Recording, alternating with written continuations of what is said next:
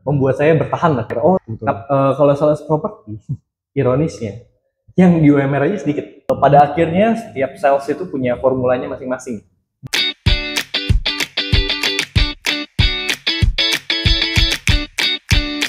Halo semuanya, selamat datang di episode perdana dari Bincang Properti ya, tempat di mana kita ngobrol santai tentang properti. Kita akan bahas dunia properti dari pelaku utamanya yang di lapangan ya, mulai dari sales, agent, investor, atau bahkan pebisnis properti atau developer properti. Nah, kali ini kita akan bahas bersama-sama rekan kita juga, seorang sales properti yang sudah mendalami dunia properti selama 7 tahun ya. Jadi dia sudah sempat berjualan untuk rumah dan juga jualan untuk apartemen. Seperti apa? Kita perkenalkan dulu dengan Mas siapa? Kalau tahu? Halo, perkenalkan nama saya Yosi. Ya betul, kurang lebih saya 7 tahun bekerja di field ini, di bidang sebagai sales properti. Cuma memang saya belum pernah ngambil yang ruko ya. Untuk yang ruko atau gudang itu saya belum pernah, cuma ya spesifik khusus di rumah sama apartemen aja, jadi hunian aja. Iya. Kalau boleh tahu sekarang di proyek mana nih, atau di bidang apa juga? Kebetulan sekarang saya lagi buka agensi sendiri, tapi khusus digital marketing. Oh, digital marketing. Oh, iya. Menarik nih. Nanti kita akan banyak tanya-tanya ya tentang digital marketing. Sebelumnya saya mau tanya dulu nih tentang latar belakangnya Mas Yosi ini. Kenapa kok milih menjadi sales property? Sementara kita tahu ya, profesi idaman mertua biasanya yang berseragam atau PNS, BUMN ya. Kenapa nih Mas Yosi? Boleh ceritakan kenapa milih sales property? Sebenarnya kalau seandainya kenapa jadi sales property, kita tarik lagi kenapa jadi sales ya, mungkin ya. Kenapa saya suka jadi sales? Karena perbedaannya adalah saya nggak terlalu menikmati gaji. Oke. Jadi memang saya punya keinginan untuk beli ini, untuk beli itu. Tapi kalau seandainya kita nunggu gaji itu kan biasanya lama. Kita harus nabung selama berapa tahun, atau kita harus nabung, atau kita bahkan harus nyicil. Yang mana saya sebenarnya nggak suka nyicil ya. Iya. Akhirnya itu menjadi sebuah keresahan buat saya. Gimana caranya saya dapat duit cepat, besar, tanpa harus menunggu terlalu lama, selain ngerampok. betul ya. Ya, caranya adalah jadi sales. Gimana mekanisme? Mekanismenya adalah sales itu biasanya saat begitu kita jualan, kita dapat komisi kan.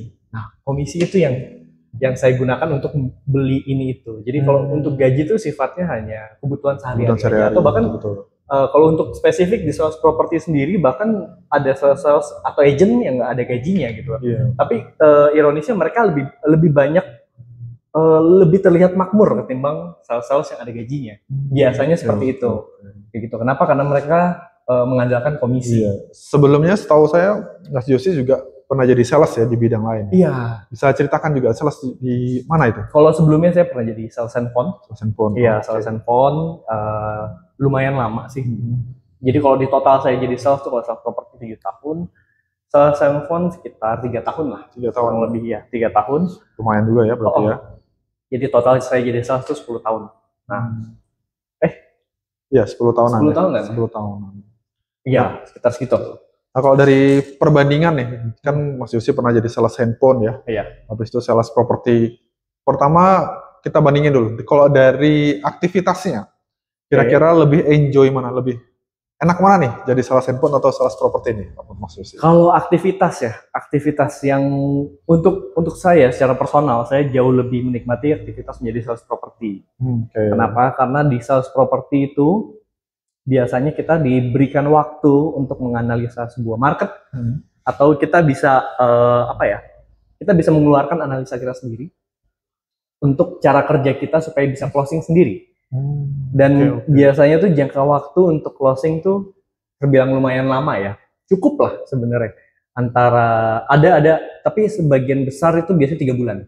Ada memang yang sebulan, tapi memang rata-rata tuh standarnya untuk sales property di in-house itu 3 bulan. Iya betul. Bagi saya tuh 3 bulan itu memang sebuah waktu yang cukup.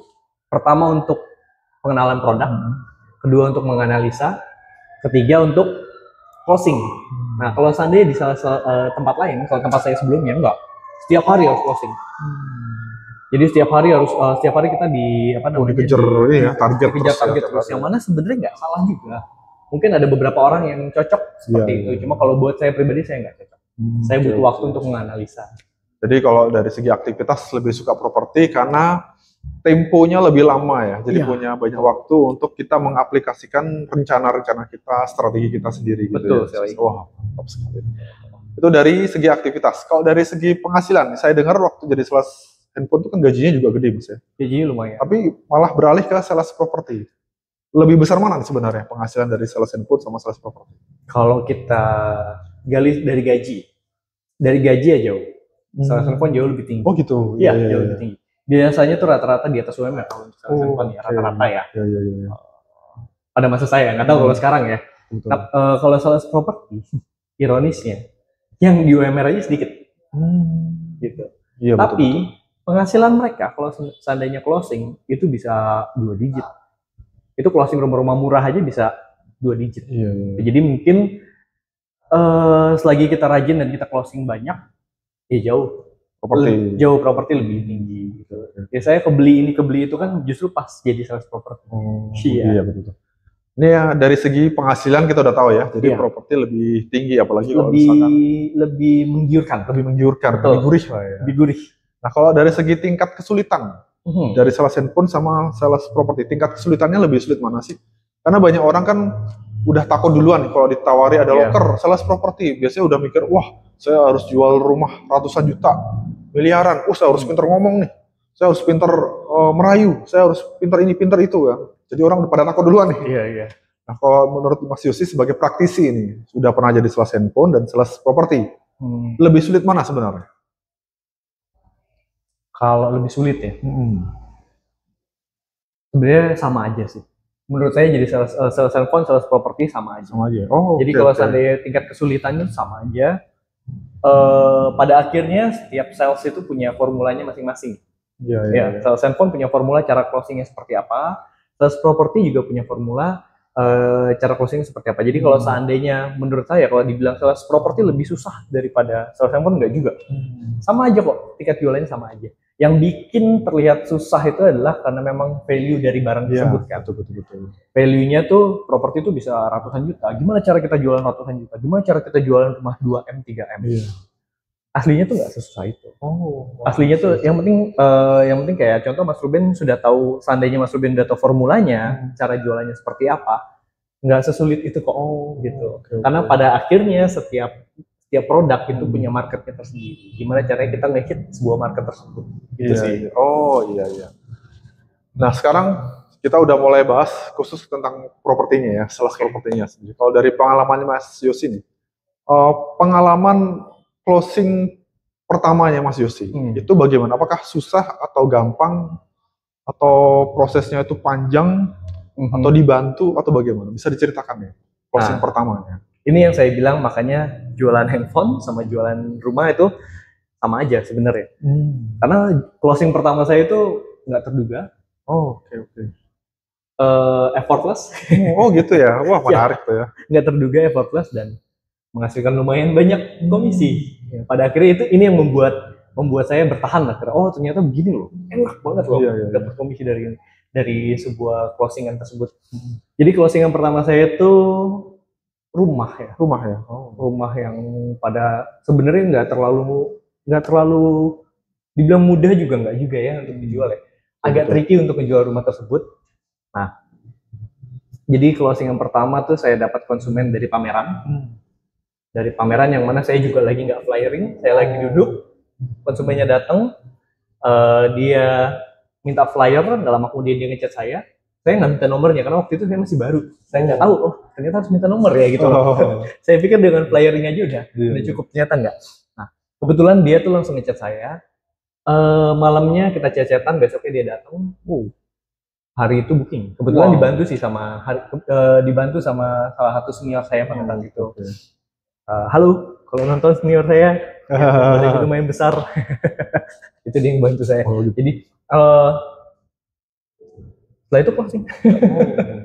Udah nggak ada effort, nggak ada apa. Jadi mungkin ya pada akhirnya kalau seandainya kita menemukan market yang cocok dan momen yang pas, closing gitu. Oke. Jadi pengalaman pertamanya dari Mas Yosi ini ternyata jualan rumah itu effortless ya. Iya. Jadi ibaratnya cuma duduk di pameran ya. Jadi ini mungkin pelajaran juga kita kalau pameran harus rajin. Bukan rajin duduk ya, rajin duduknya jangan ditiru ya.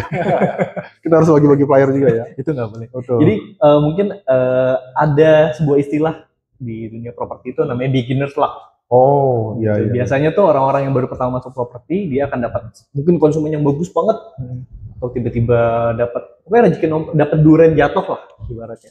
Kita bilangnya beginner's luck. Yang pertama apa? Closing yang keberuntungan pertama ya. Betul. Pertama. Betul.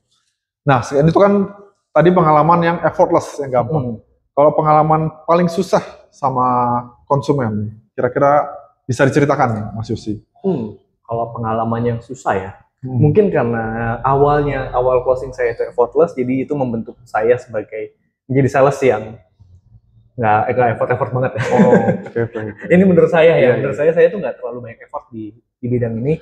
Jadi untuk yang susah, biasanya sih saya kalau udah ketemu konsumen yang mungkin udah agak susah, saya cut. Terus saya fokus ke konsumen yang kiranya menurut saya tuh dia punya minat tuh masuk akal minatnya itu. Cuma kalau dibilang susah, mungkin lebih ke ada satu konsumen yang prosesnya panjang ya. Lebih ke tapi sabar. Proses panjang ada. Cuma dari awal saya udah saring kalau dia memang minat. Gitu. Jadi itu aja sih, paling cuma lebih ke nego-nego dan lain-lain. Saya jadi penengah antara perusahaan, antara developer dan antara konsumen. Itu sih yang trikinya di situ. Jadi strateginya Mas Yosi itu bukan tipe yang nge-push ya. Konsumen di-push ya, dia nggak jawab nggak apa-apa, di-push, ditelepon terus ya. Tapi justru lebih ke strategi marketing ya. Jadi seleksi, konsumennya diseleksi, kalau yang misalkan memenuhi syarat ya, itu baru akan di follow up sama Mas Yosi. Jadi kalau misalkan konsumen itu mungkin nggak terlalu respon, mungkin Mas Yosi nggak terlalu push ya. Terlalu nge-push juga. Begitu. Jadi memang sebenarnya lebih gampang ya. Dari lebih nggak terlalu effort. Lebih nggak terlalu effort. Kontrol hal yang bisa kita kontrol. Gitu. Kalau dari segi salesnya begitu nih teman-teman ya. Jadi betul. Bukan tipe nggak perlu harus terlalu effort, push terus ya. Mungkin karena rumah yang dijual Mas Yosi juga harganya lumayan ya waktu itu ya. Jadi kita target marketnya juga perlu disesuaikan ya teman-teman. Jadi kadang untuk kita jual rumah subsidi, jual rumah yang harganya masih di bawah 500 atau di bawah 1 M ya, bahkan kadang kita mungkin perlu sedikit effort.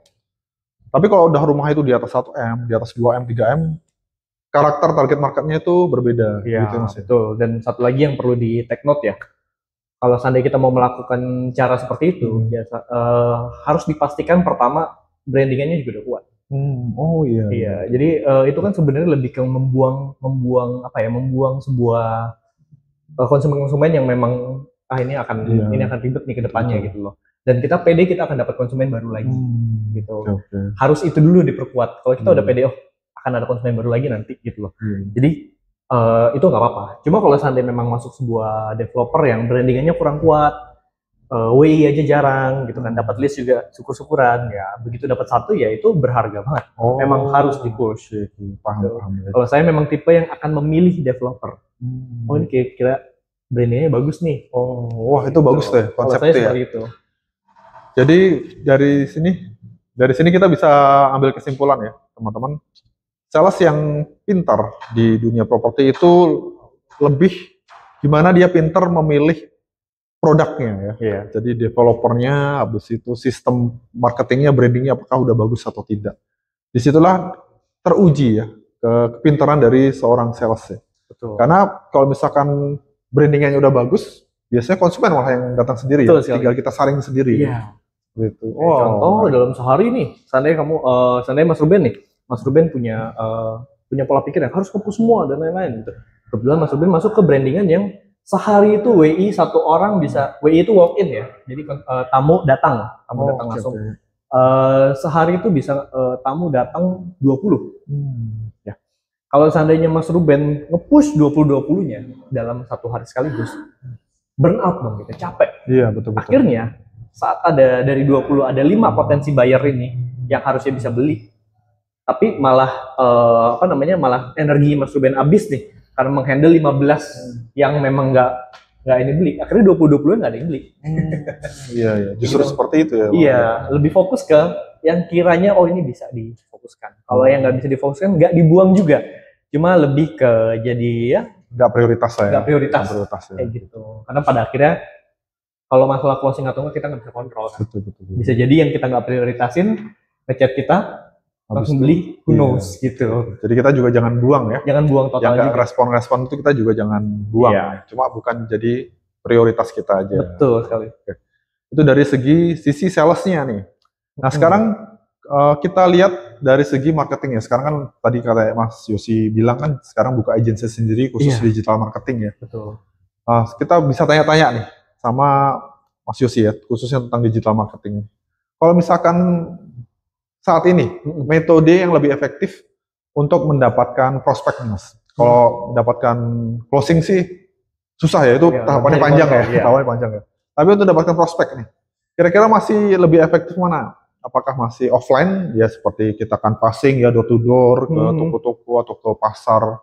Habis itu apakah pameran ya atau pasang spanduk, banner atau sosial media?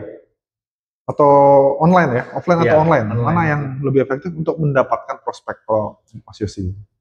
Kalau ditanya mana yang lebih efektif, kalau bisa, kalau seandainya bisa, semua kita lakukan. Kalau bisa, gitu loh. Kalau kita punya kemampuan yang mumpuni, kalau seandainya memang, kalau dari segi saya, seandainya saya punya rekan-rekan yang banyak, mungkin rekan saya ada ratusan atau mungkin budget saya juga seandainya memang besar sekali, saya akan lakukan itu semua. Kalau bisa semua, jadi serakah ya. Karena lebih banyak leads, kan kita main rasio ya. Contoh kayak kita dapat 1000 leads per bulan, terus habis itu berapa visit, yang closing akan berapa gitu. Kita main rasio seperti pada trade, at least yang kita bisa lakukan untuk mengontrol closing itu aja. Biarpun pada akhirnya tetap juga nggak bisa kontrol closing itu. Makanya kalau bisa semua, tapi karena saya hanya terbatas ya untuk budget juga ya nggak banyak banget lah. Terus habis itu cuma saya punya rekan juga cuma sedikit. Jadi menurut saya yang paling efektif untuk saya itu dengan cara online.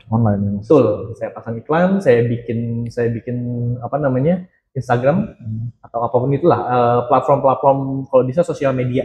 Dari sosmed kita main organiknya dulu, baru kita iklankan. Kasarnya seperti itu. Nah, online sendiri kan banyak ya. Ada website sendiri ya, ada Google Ads. Lalu sosmed sendiri sekarang ada Instagram, ada TikTok ya, Facebook, ada YouTube ya, Facebook ya. Dari semua itu, yang paling menjadi king ya, yang paling menurut Mas Yosi paling bagus lah untuk mendapatkan leads ya, untuk leads sebagai praktisi ya. Masih dipegang mana nih Mas? Apakah YouTube, apakah Instagram, Facebook, TikTok, atau Google Ads? Mungkin kalau lebih spesifik lagi, king leads-nya itu quantity atau quality? Kalau bisa sih tengah-tengah ya. Jadi quantity dan quality. Kalau menurut saya Instagram. Ya? Sejauh ini masih Instagram. Kita nge-boosting aja juga udah bagus sebenarnya. Itu udah kita dapat biasanya tuh kuantitinya tuh nggak banyak banget ya. Cuma nggak sedikit banget, asal kita bener ya. Kita punya konten dan lain-lain benar. Terus habis itu untuk kualitas biasanya memang sudah tersaring sendiri gitu. Itu untuk quantity dan quality. Tapi kalau seandainya mau nyari untuk quantity aja, Meta main di Facebook. Main di Facebook bisa. Masih banyak ya, itu dapetin banyak leads ya. Betul. Kalau seandainya kayak saya mau agent saya kerja nih, gitu. Karena kan saya beserta teman-teman saya, rekan-rekan agent saya juga, kita butuh leads untuk di follow up. Karena kita nggak jaga WI, karena kita nggak canvassing, karena kita nggak pameran, jadi kita butuh leads yang banyak. Makanya saya untuk sekarang ini main di Meta.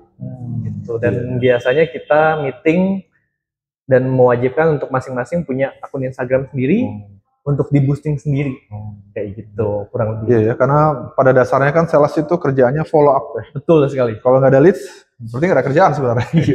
Makanya harus banyakin. Ya kerjanya sebenarnya jualan ya. Cuma ya at least awal-awal follow up. Nah untuk iklan Instagram sendiri ya. Jadi kan iklan Instagram itu banyak Mas ya. Ada gambar doang, habis itu ada video aja. Kira-kira lebih bagus mana nih antara gambar sama video? Wah, ini agak susah nih. Antara gambar atau video Iya. ya. Ini kalau menurut saya ya. Menurut saya lebih bagus video. Video ya? Ya. Oke. Pertama, video itu bisa ngasih visual efek yang meningkatkan emosi. Oke. Akhirnya bisa seandainya lebih ke kalau seandainya kita mau call to action, ngelakuin COA, call to action, itu lebih efektif melalui video. Oke. Karena secara visual tuh memanjakan. Iya. Terus kita di video juga kita bisa ngasih caption, kita bisa ngasih teks gitu kan buat udah dijelasin dari mulut, dikasih caption juga. Iya. Jadi benar-benar bisa eye catching ya. Eye catching. Banget ya. Secara pendengaran juga dimanjakan, tapi dikasih teks juga gitu loh. Betul.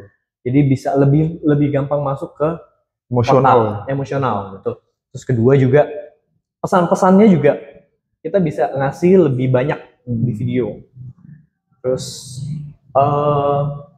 sebenarnya lebih ke call to action sih. Call to action itu lebih bagus. Karena pada akhirnya kan satu video kita mau ambil leads kan, yang mana dia harus klik link di bio. Itu kan ada call to action. Nah itu bagus di video.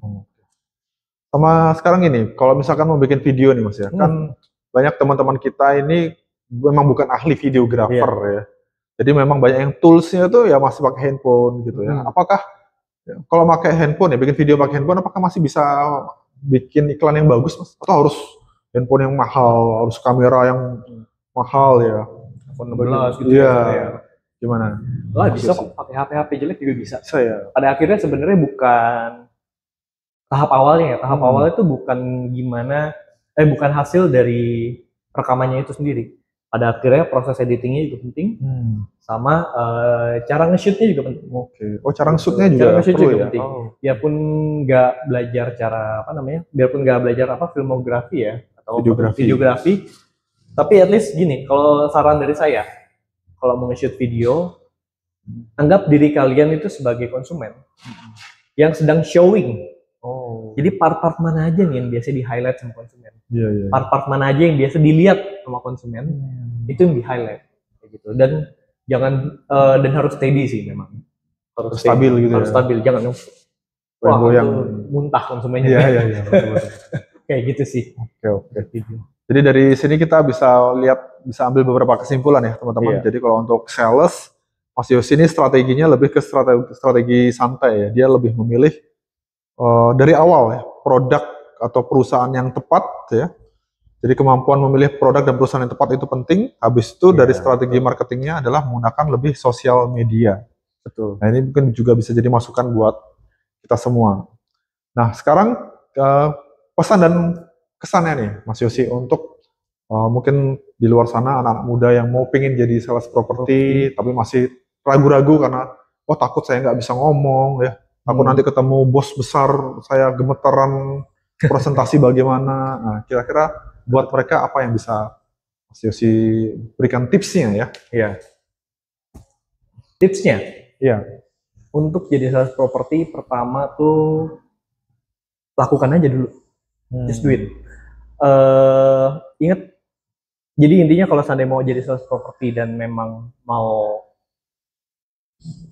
closing ya gitu loh, secara sampai closing dan lain-lain, kamu harus butuh duit. Oke. Duit. Iya.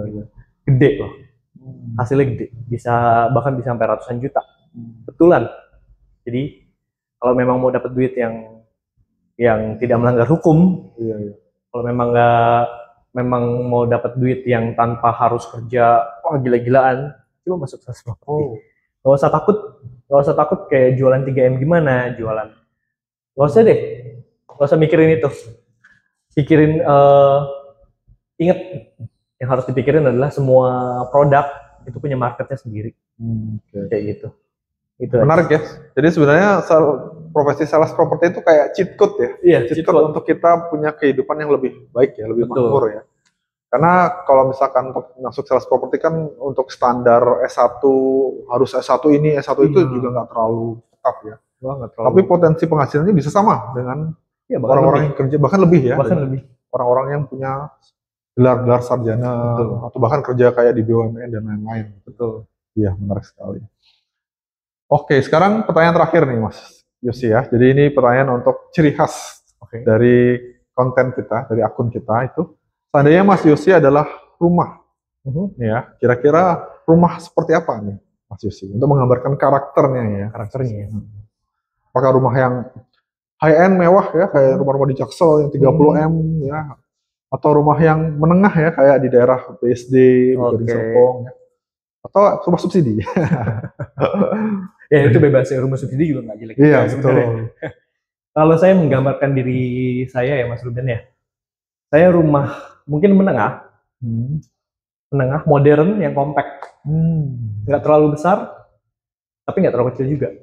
Tapi semua ruangannya tertata dengan rapi. Oh, berarti Mas Yos ini tipe yang praktis ya, tipe yang praktis, nggak suka ribet ya, simple gitu ya. Betul, makanya mau gambarkan sebagai rumah yang compact dan modern gitu ya. Iya. Ya. Jadi seperti itu ya teman-teman, kita udah berbincang-bincang cukup panjang dengan Mas Yosi, kita udah melihat pengalamannya dia, habis itu kita juga udah melihat sudut pandangnya kenapa memilih menjadi sales property ya. Jadi ternyata sales property itu banyak sekali keuntungannya, bahkan seperti cheat code ya, curang ya. Jadi sales property itu bisa dapat komisi, bahkan gaji juga ada ya, belum lagi bonus-bonus yang lain, kerjanya juga nggak capek, santai, wah enak banget sebenarnya. Jadi buat teman-teman mungkin yang masih ragu-ragu jadi sales property, nggak usah ragu-ragu. Walaupun memang butuh waktu ya Mas Yosi. Iya, semua ada proses. Betul, nggak mungkin kita baru masuk 1 bulan, langsung closing 3M gitu ya. Kita nggak ada yang seperti itu, kita butuh proses step by step. Betul sekali. Oke, terima kasih sudah menonton podcast kita hari ini ya. Semoga apa yang kita sampaikan ini bermanfaat buat teman-teman.